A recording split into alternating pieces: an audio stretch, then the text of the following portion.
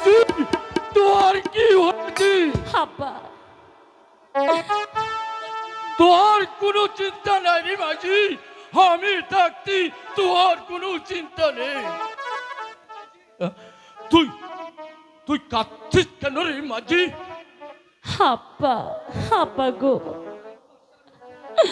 আমি যে বড্ড বিপদে পড়েছি আব্বা। কি বিপদে ওই সাহেব পড়েছিস রে? বাদশাহের হুকুম, আগামীকাল আমার দাদা যদি উড়িয়াবাজ ঘোড়া আর জ্বরের জামা না নিয়ে যায়, তাহলে আগামীকাল আমার দাদাকে যে মক্তবে আর ঢুকতে দিবে না আব্বা। আব্বা গো, আমি এই বন মাঝে কোথায় পাবো উড়িয়াবাজ ঘোড়া, আর কোথায় পাবো জ্বরের জামা?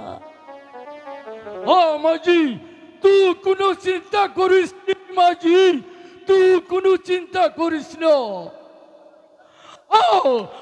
আমার কাছে উড়িয়াবাজ ঘোড়া আছে রে মাঝি, উড়িয়াবাজ ঘোড়া আছে। আব্বা গো, এই বন মাঝে আমি তুমি কোথায় পেলে উড়িয়াবাজ ঘোড়া আর জরির জামা? সবই দুনিয়া না রে মাঝি, সবই দুনিয়া রে। রাজপুরীর বাদশাহ একাপুর। একাপর বাচ্চা, মাঝি,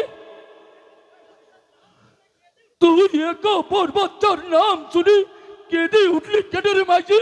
তুই কেঁদে উঠলি কেন? আব্বা গো, ওরে যে আমার শ্বশুর হন।